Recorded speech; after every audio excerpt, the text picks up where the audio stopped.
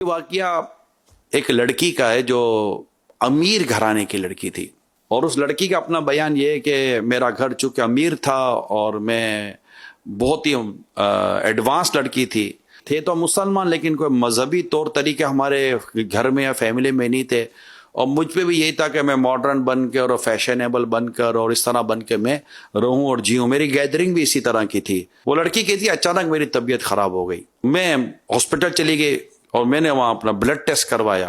جب blood test کروایا تو پھر میں رپورٹ لینے جب گئی تو ڈاکٹر سے میں نے جب پوچھا تو ڈاکٹر نے میرے پاؤں تلے زمین نکال دی کہ کہا کہ تمہیں تو فلاں فلاں بیماری ہے۔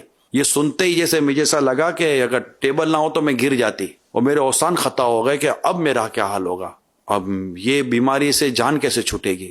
اس حالت میں اس کو اپنے رب کی بھرپور یاد آئی، بہت روئی، اپنے رب سے بہت معافی مانگی، خوب استغفار کیے، اور اپنے آپ سے گویا کہنے لگی کہ آج کے بعد میں اپنے رب کی نافرمانی نہیں کروں گی۔ اب وہ عبادت کی طرف آئی، قرآن، تسبیح، عبادت، ریاضت اور رب کے حضور رونا، استغفار، یہ میری زندگی کا معمول ہو گیا۔ میری ساری گیدرنگ سب میں نے ختم کر دی کہ بس اب میری زندگی کی جو سانسیں باقی ہیں میں اپنے رب کی عبادت کروں گی۔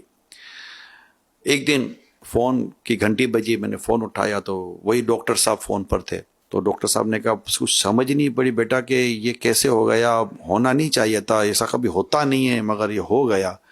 ڈاکٹر صاحب کیا ہوا؟ کہ بیٹا وہ جو میں نے آپ کو جو رپورٹ دی تھی نا وہ آپ کی نہیں تھی، کسی اور کی رپورٹ تھی، آپ کی رپورٹ کلیئر ہے، آ گئی جہاں تنے بے جہاں میں آنا کیا ہے۔ یعنی بالکل لڑکی کہنے لگی کہ جیسے کہ مجھے ایسا لگا میں بادلوں میں اڑ گئی ہوں، میری وہ خوشی کی تو میری انتہا نہ رہی، میرا ڈپریشن سب ختم ہو گیا۔